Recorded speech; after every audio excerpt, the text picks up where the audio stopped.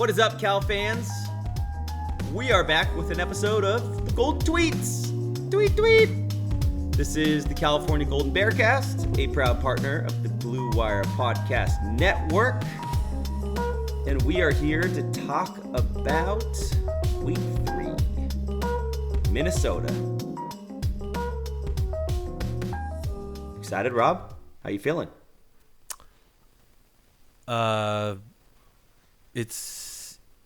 It's like, I don't know. I think, is surreal the right word? It's like, I don't know how to feel in this state. Like, the excitement of the Minnesota game has now come and gone, and the win. Now I'm like, I'm traveling to San Diego later this week for the game and all that, and I think the anxiety, like the pressure of being 3-0 and the expectation to win and what a win would mean, like, is starting to set in, at least for myself. So, like, I don't know what place I'm at, like, mentally and emotionally, but that's the most apt description I can give you right now. My man is coming in confused. Oh, I love that. All right. Well, Rob, understandable.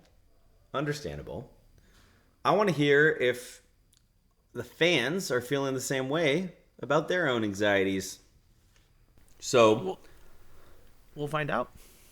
Where you want to kick us off? Yeah, we'll go with the first one here from Sid. My take, ? This is getting really exciting. Looking ahead, though, what are the keys to the game against SDSU? My thinking, we protect the quarterback against the edge rushers. Read they have some talented guys there. Also, sorry to miss everyone was on the field pregame. Well, Sid, you missed everyone, and so did I, because I was on the field during the game. So I missed all of y'all.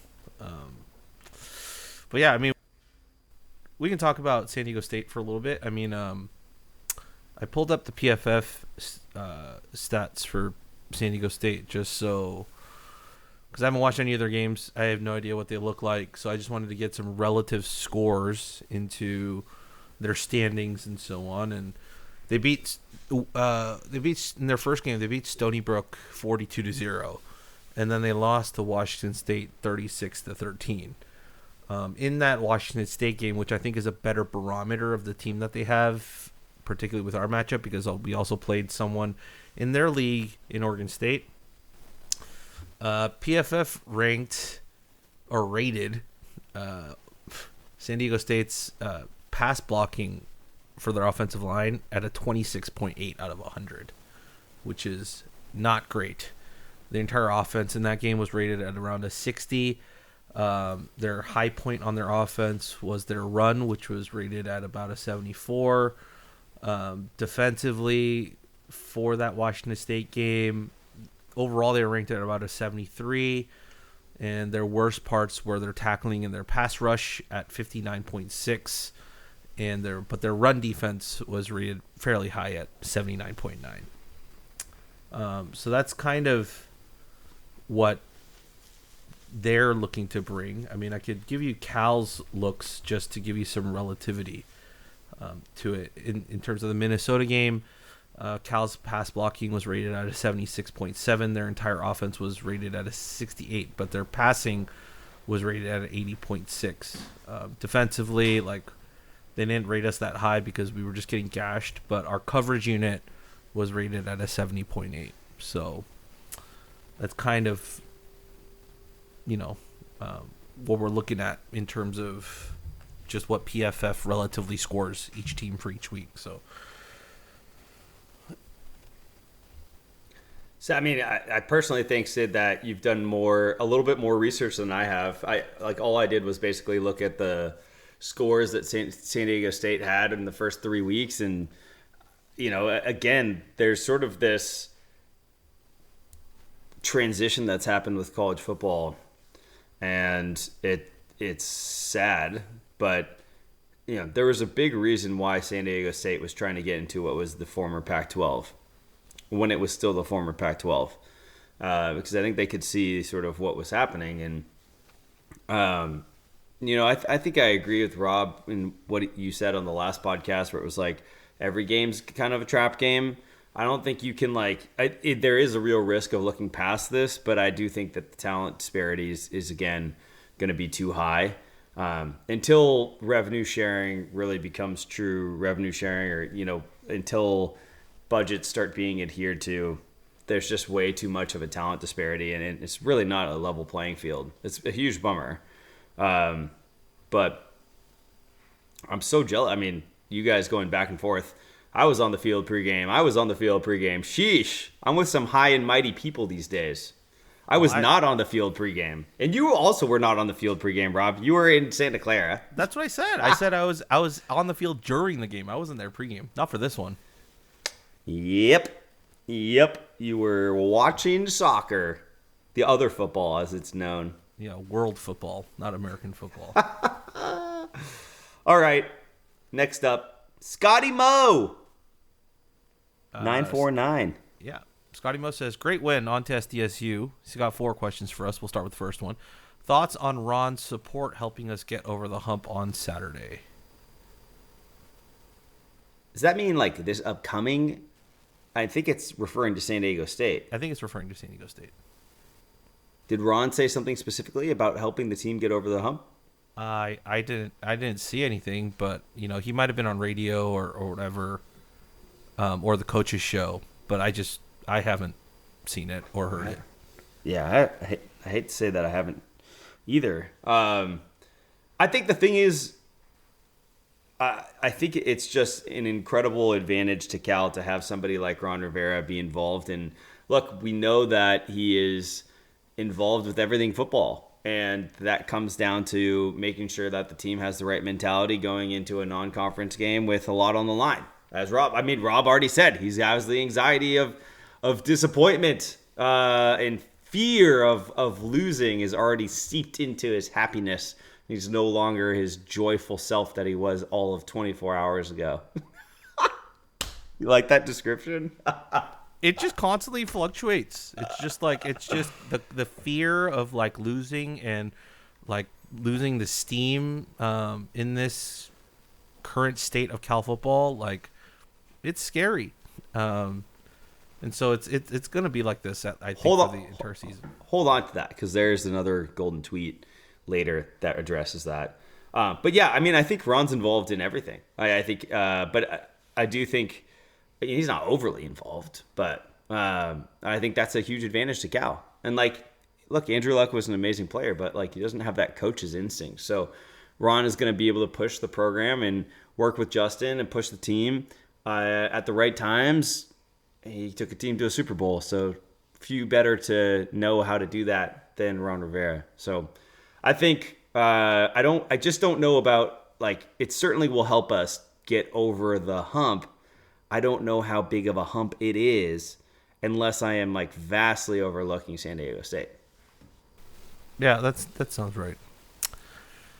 Move on to the second question. Another good student section. What's helping this? Tickets, marketing, question mark. I actually had a discussion about this with someone, and I honestly think it's a simpler answer than we're making it out to be. It's the first home night game. That's just as simple as it gets. We had won 2 games. We're 2-0. It's the first home night game early on in the season too, when the weather's nice and it gives the college students and the current students enough time to get hammered and still sober up enough for the game, because the game's at 7:30. That's pretty much all I kind of attribute to this particular Saturday. But moving forward, it's a totally different question. We kind of had that last year, right, with the Miami game.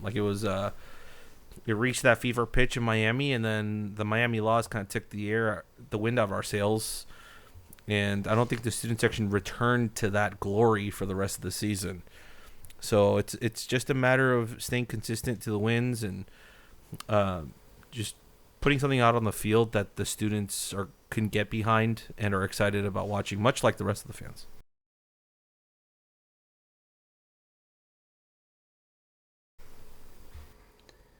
Yeah, I mean, I actually will go a different direction here. I think that we've had, one, the opponent mattered, Big Ten opponent, as we said, like Minnesota showed up really well for a team that is literally based in Minnesota, and I felt like there not just the student section, because student section was packed, but it was also that it felt like more of the stadium was full than we've seen in years past at that point in time. So I do agree. I think some of it is early stage, your team, but I do think there's more to it. I think undefeated Cal. I think Jaren's gotten a lot of attention and a lot of hype. Calgorithm's doing its thing, and you also, I think we have to give credit where credit's due. Like Cal's marketing's been good. They've gone out like speaking of Ron Rivera, going out and engaging the Black Hole and really trying to be the team of the East Bay. I think it was maybe the Calgorithm that had put up the billboard in Oakland with the Raiders plane and the A's plane leaving and Oskee waving goodbye. I think there's more to it. In general, I think I do think the video, Rob, you sent me a video tonight that's like so compelling and well produced. So like the golden era, there's certainly some things that are happening with the program that I think are getting people locally excited. But like at the end of the day, winning is really the ticket, and that's what made Miami so packed. Was I think 3-1 or 4-1, and obviously game day. But if we are able to win the next two games and come back, like I just think the Duke game is going to be sold out. And Rob, you said this previously, but my buddy JJ just confirmed that the Cal ticket section for San Diego State is sold out. So he had to buy tickets elsewhere in the stadium.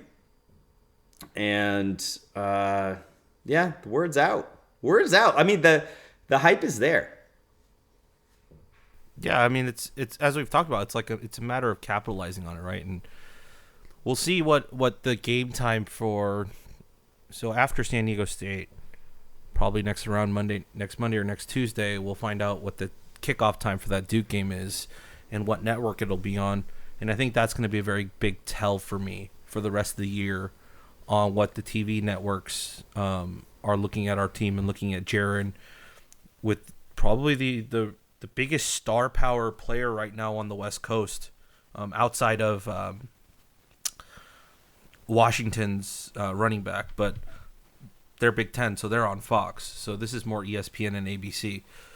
So out of their library of games and players that they can pick to kind of showcase, we'll see how far Jaren has risen in their priority list over the next 3 to 4 weeks. So that's a bit of a spicy take there, bro, Migo.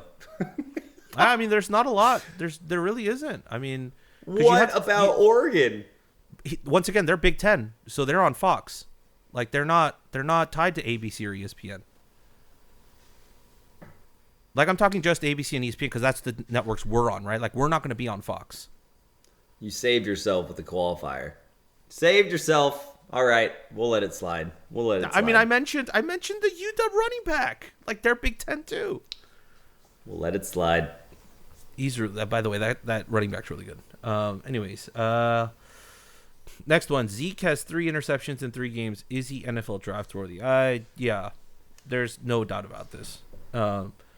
Every draft analyst guy that I follow on Twitter and whatnot have tweeted about Zeke Masses and talked about how he's skyrocketing up their board. I think PFF has him rated as a top 10 corner in the entire country right now. He's top 2, I think in interceptions in the ACC, just all across the board. There isn't really anything else you can point to say he shouldn't be in the NFL. So that's what I've seen at the very least. Certainly has prototypical height. He's been great, and the track record for Cal is there. So gotta believe that looks like we're a quarter of the way through the season. That looks pretty probable. You never know, but that looks good. Yep. His fourth question: why is Cefalo rotating wide receivers? Is it depth or is it motivation? Probably stamina, would be my take. We run a lot of guys on a lot of deep routes, and we like pass or like conceptually, we do run guys on a lot of routes, even if it's just like a designed swing pass or like a running back run. Like it's just to throw the defense off a little bit on tape and in real life. So yeah, that's probably why. Can't have Jacob DeJesus or Tron just running go routes like for 40 snaps a game and expect them to be not huffing and puffing if we continue to do that. That's interesting. I mean, I think if I actually really liked the idea of it being more motivation than anything else. I don't think it was like proving out depth, but I do think that there's opportunities here, and we've seen drops. So, hey, why not rotate people in early, see who's going to flash, and then, I mean, you're preparing for October, right? Like this schedule right now, we are preparing and trying to get in the best possible position for what October is going to bring. Why not rotate as much as possible to sort of see what you have? And I mean, it seems like to me, Rob, like I wasn't tracking, but DeJesus plays a lot. Like he has a lot of snaps. I could look that up right now. Give me 1 second. I'll just judge it by the Minnesota game because that's the game we've had the most guys play. Receiving. I will share you my screen as well so you can see this, Andy. We had 10 guys basically run routes. That's including two running backs and 2 tight ends. And so let's see, DeJesus, 10 targets, 7. Let's see, offensive snaps. Where's the snap count? There you go, 35. 38 passing snaps. Yeah, okay. That's like second highest on the team. Third highest. Next to Trond. Mason Mini has 39. Oh yeah. Second highest of the wide receivers. Yep. You are correct. So yeah, it's stamina and rotation in my opinion, but yes, also I think if you can't go out there and do your job, then the next guy is going to get a chance to do it. So yeah, cool. Should we move on to the next question? Yeah. One from Gerardo. He says, there's a different enjoyment factor to these games, a mix of Jaren factor and the defense playing better. A lot of season left, but man, am I having fun. It's my favorite golden tweet so far. It speaks for all of us. Yeah, and we should be having fun.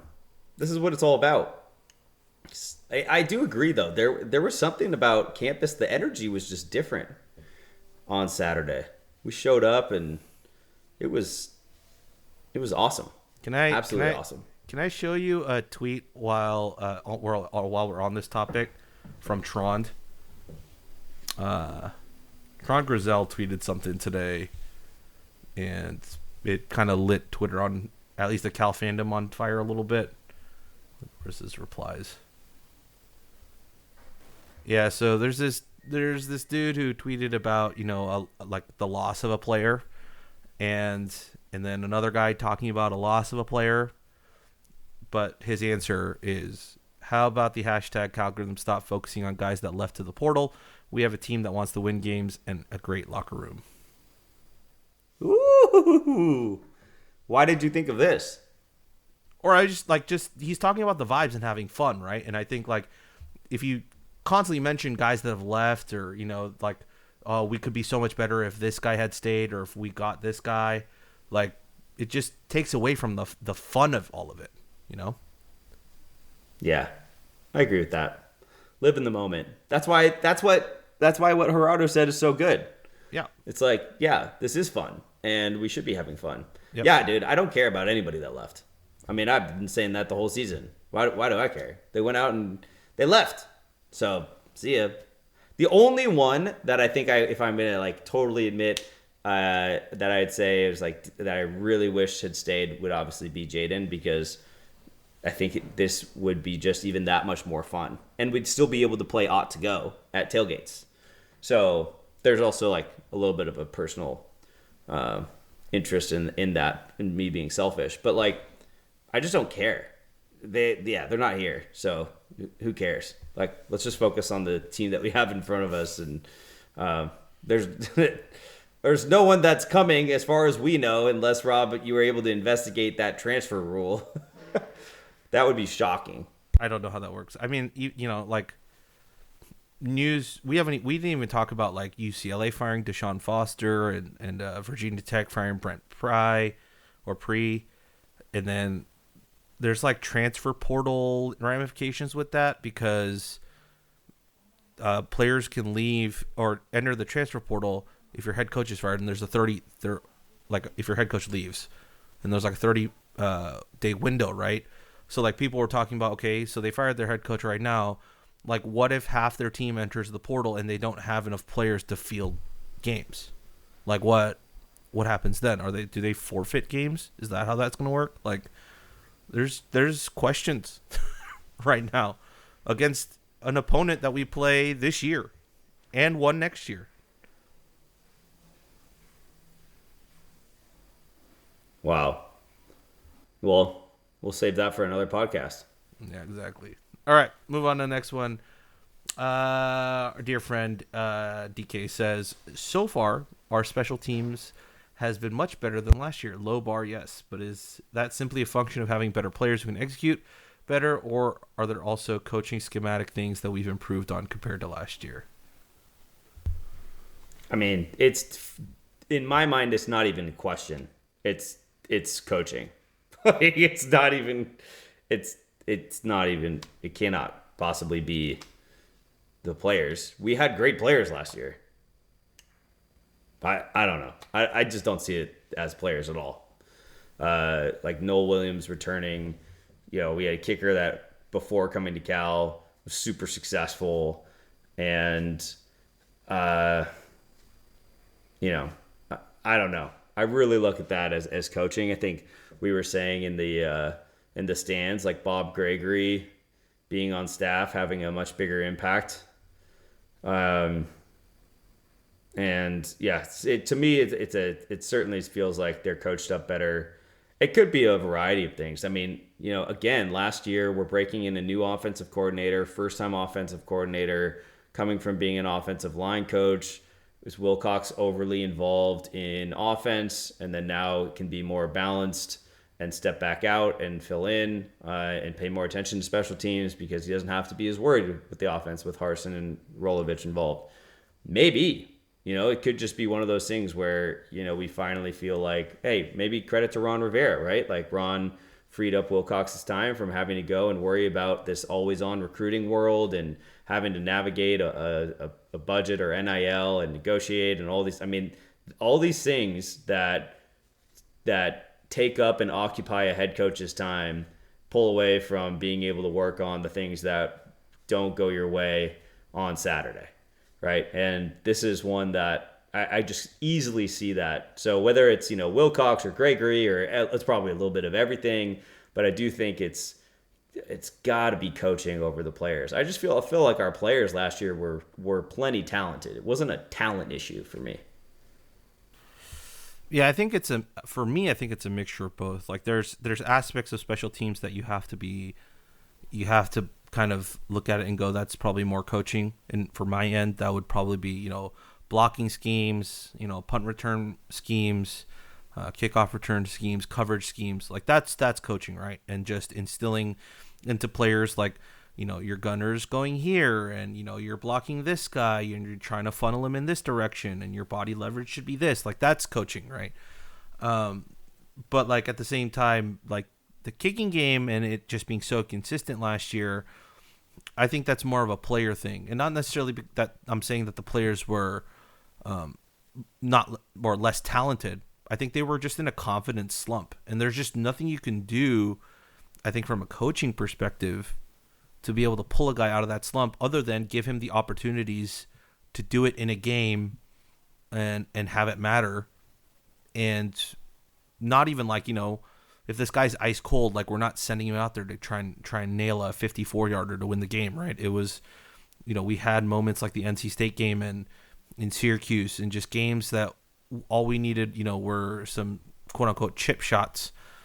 And I think the confidence level for some of these guys was just at an all-time low, that it didn't help, regardless. So, I think you just don't know with a lot of that stuff. And Andy, you're the big baseball guy. Like you can kind of attest to that with, pitchers, and particularly younger pitchers, maybe who don't have that much experience, and they're thrown out there and they get blown to pieces. Like, some guys bounce back real quick, but then some guys take some time because, they start to feel the anxiety in the moment setting in of, oh God, is it happening again?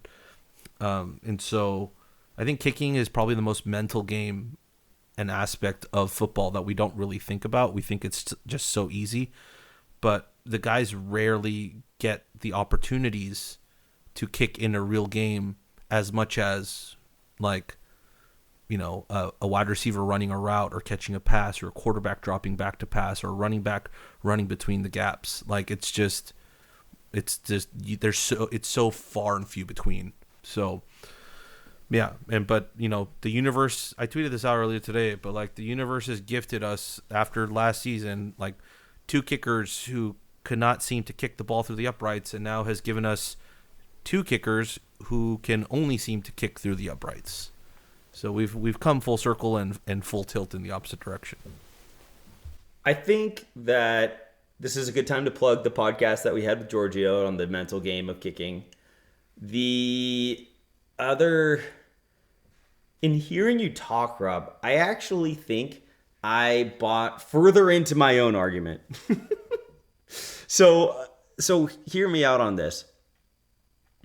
I think that the thing is with special teams last season is we were in a position that put pressure on special teams to deliver because of our offensive ineptitude and different areas on the team that weren't working. And you specifically think about the Pitt game, right? Like the Pitt game was basically like a blown assignment on defense that even put us into the position where we ended up having to try and kick a game-winning field goal. But it should have never really come down to that. And like you could say that about so many of the games last year. You could also say that about the entire season, given how bad our strength of schedule was. We shouldn't have been in the position to have been relying on our kicker or special teams to be making the game-winning play as often as I think we needed it. So it might have actually overly spotlighted special teams where potentially really wasn't that. It's just the fact that like our offense just wasn't that strong. Our offensive line was such an issue that it ended up adding, when one part is broken in an engine, it creates more pressure on all of the other parts in the engine and causes other things to break. So I do wonder if it's that as well, where it's just like we're not having to worry about a game-winning field goal. Like this game, we were able to win essentially after the special teams play, ironically, but like we were able to win on defense with a pretty comfortable lead.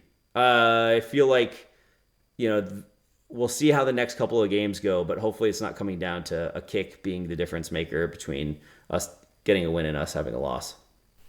I think you make absolute valid points. I think if you're looking at it from a macro perspective, and just the inner workings of how, it's the butterfly effect. Like every single small thing matters into the big picture of things. I think my take was more of just on like the kicking as like a specialty play.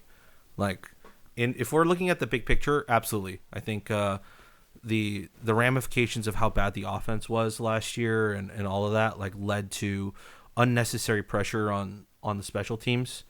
But also like those guys have to make those kicks. Like it's just a part of, that's their role on the team. It doesn't matter in what situation it is. But we just put them in such bad positions, and the mental game was shot, in my opinion. So yeah, I agree. And I do think like if anyone wants to see the the Athletic had a piece about why kickers being drafted don't work, in the third round. Like the Buccaneers, the Niners. Like, look at Jake Moody as an example, right? He's like one of the most accurate college kickers of all time, and just like, looked like it was nothing but mental. Like, it wasn't an ability thing. Just looked like it was a mental thing for him. And I think that's well said. So I don't mean to dismiss that at all. I agree with everything you said. It'll be interesting to watch going forward. Funny enough, too, if you really look at the Minnesota game and what it boiled down to, it did boil down to 2 special teams plays. Like, yes. it boiled down to Minnesota botching 2 special teams plays.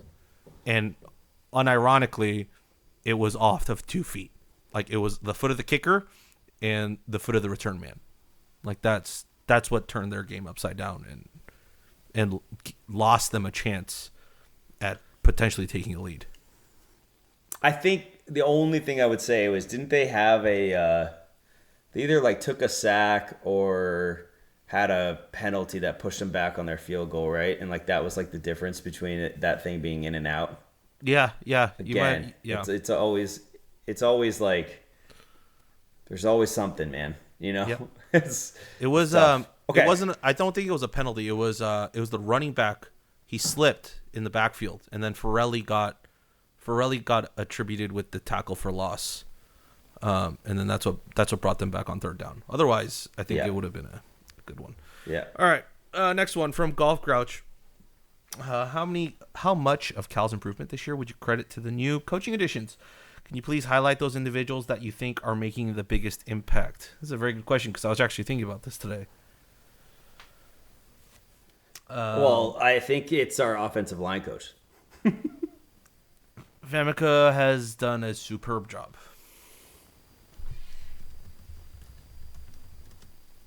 But Famicka's one for sure. I'm like thinking of the other coaches that we brought in. I have a one. I'm going for ones that. So I'm gonna go Jason Novak. Strength and conditioning. Yep. And then Juanito's gonna kill me, but I gotta give his boy a shout out who works on that staff, but I don't know who it is. But there's a guy on Jason's staff that was at Oregon and came over to Cal. And yeah, I mean, look, like, we're just bigger. We're just bigger. And like we got bigger guys in the trenches, and yeah, that's been a very underrated piece of this. Has been the work that they put in the offseason. And Wilcox was like, it's on them to kind of bring it to life. But yeah, it does feel like we're faster, we're bigger, stronger. We're like, especially from an offensive line standpoint, holding up against that Minnesota, from a defensive standpoint, like holding up against that Minnesota team and the size that they have there, and the Midwest big boys up front, as they say. Yeah, go back and look at Minnesota's like offensive line and their measurables. Like those are some large human beings. Dude, they raise them well out there in the Midwest. It's not a joke. Yeah. Big Ten offensive line and defensive lines are different. Yeah, it's different. You made some good call outs. I think I'm just like thinking through the line of like who else was added in. Like Coach Bruno is the new inside linebackers coach, and I think that's an unheralded one in my opinion. Yes, a little bit with just because he was probably the one that was making a couple of those judgment calls of who they were going to start next to Cade, and Farrelly has been an absolute revelation. So there's that one.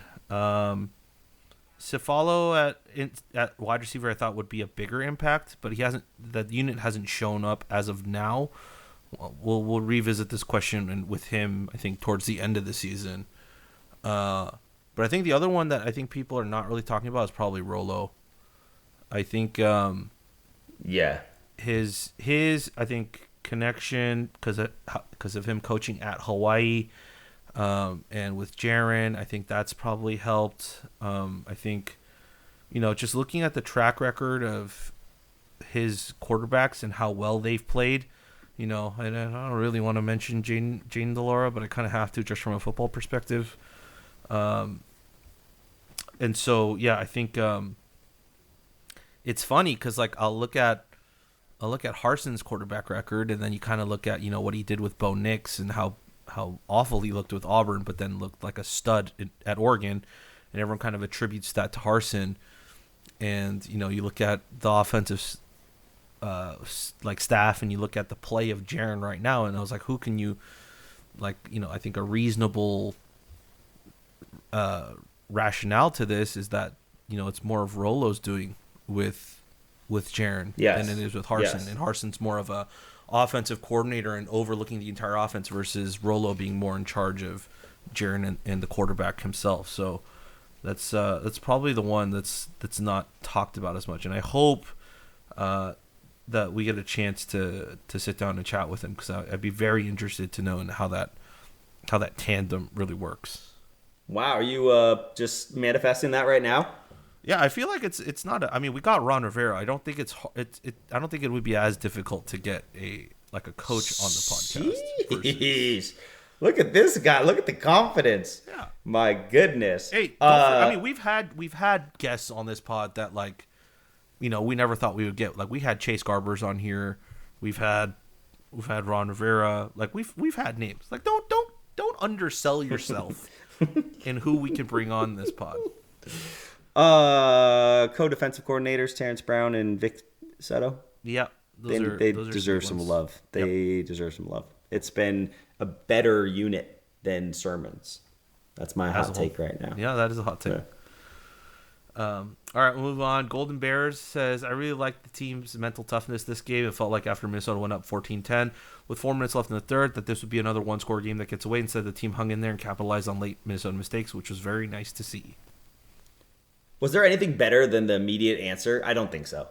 Like, adversity hit, and then boom, we got this. Yep. Yeah. I mean, to go down, it's one thing if they tie it, but yeah, to go down and feel that pressure. And in a game that I think you would say Cal, I felt like Cal had more chances, even though Minnesota was sort of dominating the time of possession.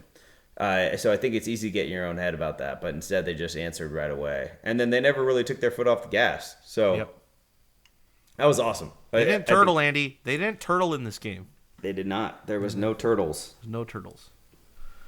Our dear friend Adams says, Cal keeps winning and the rest of the schedule is looking easier. Andy's 6-6 prediction looking cooked. Honestly, I'll be disappointed if we don't win at least 9 games at this point. That's crazy. Minnesota was almost certainly the best defense we'll see and probably the second toughest game. Dude, Adams, come on, man. He says more. Sorry. Second toughest game behind Louisville on the road. If this team keeps improving, this is a golden opportunity. Also, wide receiver drops are still too much of a thing, but I was encouraged by some of the catches against the Gophers, as well as the number of players who made plays. See, I told you we were going to talk about this later. Yeah. Dude, I mean, that's crazy. No one should have expectations or be disappointed if we don't win 9 games. Everyone should be excited with 8 wins. That to me is we can't do that to ourselves. There's no way. And even with this schedule, it doesn't do anyone Ron Rivera said this program would be built on the back of 8-win seasons. And let's call it 8 wins in the regular season. So I don't know. I don't think it does anybody any good to put a disappointment bar at 9 wins because we just don't know what's going to happen. And adversity is a pretty common piece of this whole equation. So I don't even want to, again, I find myself always in this situation each week where I don't even want to put it out there, but you just got to be honest. This is college football. It's football in general. Look at the NFL. Look how many people are hurt. So it's ridiculous. I can't even remember this level of injury in the first 2 weeks of the season in the past. And it's teams are having their entire season redone based on I mean, the Niners don't even have their starting quarterback or starting tight end. Like, I mean, it's so we just got to be a little, we got to make sure that we are not putting ourselves in a spot where we can only be disappointed. That's all I would say. It's great to dream. I'm down to dream, but let's not also like force ourselves to be disappointed with something that I still think that this can be a program building, a national, 8-win season. You go to a bowl game, potentially get a ninth, and then you're looking at next season. You look at that schedule and you say, okay, what does that look like? Can we do this consistently in the ACC? Getting a lot of television, getting a lot of eyeballs on television. I just think there's a lot of positives that happen even at that threshold. Even at 7-5, people kill me for that one. But again, that would be really disappointing if we got there. But hey, sort of better than what I thought at the beginning. You were one of the few. What do you mean? One of the few? Yeah, No way. I'm just saying you were one of the few that, looking at the schedule, predicted it to be 6-6. I think most people at least were optimistic and had it at I think a 7-5, 8-4, just because of how easy the schedule looked. Yeah, a lot of 7-5s. I think weren't there some other people that even more down. All right, well, regardless, we can move on from that. I agree with the wide receivers and rotating them in, and I agree with Louisville being a hard game on the road. I think SMU is going to be a tough game on the road, at home, and we'll see. We'll see. One thing Andy, I was looking at the schedule earlier today, and the one thing that does pique my interest a little bit is 5 out of our last 7 games are at home. Yeah, that's nice. That's super nice. No, the travel really doesn't seem that bad this year, the cross-country travel. Yeah. Especially given the slate of games that we've had. There isn't that, Auburn game on the road or, something that pulled us across the country already. So we've kind of had Oregon State, West Coast. We've had, the home opener. Then we have Minnesota at home. And then we go to San Diego State, which is basically at home. And then you go to Boston College. So you really do get a pretty nice start, and then you get Duke and UNC both, and plus your bye week all home. So the guys are going to have time here in a way that I think in past seasons haven't, or in we were even concerned about that. So that does bode well, but I'm still not changing anything in regards to expectations beyond 7-5. Well, we'll ask Andy again in about a week. Yeah, we'll ask him in a week, and then we'll really ask him probably the bye week. Depending on what our record is heading into the bye week, it'll drastically change Andy's predictions for the rest of the season. Yeah, I agree. And what the rest of the league looks like. Yeah. If it continues to look this bad, then I will continue to raise the ceiling. Yeah. Yeah. But yes, San Diego State for now. Moving on to the next one. This account, all he said was special teams in all caps. I don't know what to make of this. There's nothing more needed. That's it. It's not. That's it. He does. The person didn't even write a period. But let me hold on. I can relate to this. When I've been watching these games in the stadium, I was yelling special teams. So yes, I feel it. I feel it to my soul. Such an Andy thing to yell in the stadium. Simple words, not sentences. Andy texts me after the game, after Minnesota. The one text message I get is, "It's Kips." It just says Kips in all caps. That's all it says, and I am just totally unsure what to do with this piece of information I've received. I mean, you know what that means. Kips is my Malort. This season, it's no, but Kips. we drink the Malort happens before the game. For you, Kips is happening after the game. Two totally different things. Nope. Kips is my Malort. Malort is what we use to hope that we win. I don't know what the Kips equivalent to that is. It means that should we lose, that I still have to go to Kips. That's it. Yeah. That's, once again, totally different meaning. All right, last one is from Tyler. He says, run game feels like it gets better as the game goes on. More of a product of Cal leading or a testament to the halftime adjustments and conditioning? Ooh. What do you think, Rob?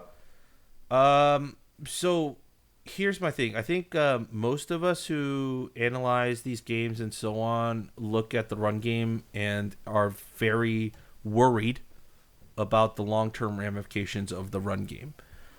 The success rate for for runs, I think for Cal was basically at 0. Like it was a net 0. So it hasn't been great. So like hopefully that gets fixed, particularly early on in the game. Because early on in the game, our run game is so bad and ineffective that we're forced to pass. And if not for Jaren, I don't know where we would be this season. But because he's so electric in throwing the ball and so effective at it, we force ourselves into passing. The passing's effective, which means they start to zero in on our pass game, and that opens up the running lanes as the game progresses, and particularly in the third and fourth quarter because they're so worried about Jaren throwing the ball. So that's kind of where we're at right now as a team and an identity, is that we're looking like we're going to be a pass-first team. But from a game plan perspective, I think they're always going to try to be a run-first team until they see that it's ineffective. Hopefully, it turns around at some point within the next couple of weeks where our run game is effective, and that lessens the pressure on our pass game needing to be the form of offense we need to take and relying on Jaren throwing often and early. Well said. I don't have anything to add to that. Yeah. But, I mean, you've talked about it. Like, the O-line just looks better, stronger, faster. And that's evident. I mean, you look at even the PFF scores and, you know, our pass blocking grades are, well, against Oregon State wasn't that great. It was 51. But, you know, that was our first game. But then ever since then, it was 85 against Texas Southern and 76 against Minnesota. So not bad at all. What are the run blocking grades? Oh, that's something that you don't want me to read. Okay. Yeah. So I mean, yeah, valid concern. Valid concern. So yeah, hope. I mean, look, we're still only 3 games in. We won't. It's, as I said in the previous pod, like it just feels like we're just gonna keep pushing that question of what type of team do we have. We'll be like, you know what, we didn't learn this week, but I think we'll find out next week. Yeah. What's it going to be? I mean, I think we just keep asking 1 week at a time. 1 week at a time. What's it going to be? And hopefully every week it's just increasing where it could go. Yep. Well, that wraps it up for us here on the Golden Bear Cast. That are all the tweets. We got anything else you want to plug, Andy, before we close out? I think we're good. So yeah, that wraps it up for Golden Tweets. There is an away game watch party hosted by Redford, California at Headlands on campus, which is the old Bears location. So head over there if you're needing a place to watch. There's some other places that are doing watch parties around the Bay Area. Another one I'll plug is at Molly O's in the Peninsula. Go there if you live in the South Bay or in the Peninsula area. But otherwise, if you live in the city or live in East Bay, come out to Headlands. That's going to be the place to be for all the away games this year. A lot of the Redford, California staff won't be there at least this week because most of us will be at the game. But for Boston College and so on, we'll have a good contingent of folks. So come out, enjoy the day. It's a great time out. The weather's going to be nice too. Hopefully there's a decent crowd that I hear about later. But that's it for us on the Golden Bear Cast. And as always, go Bears. Go Bears.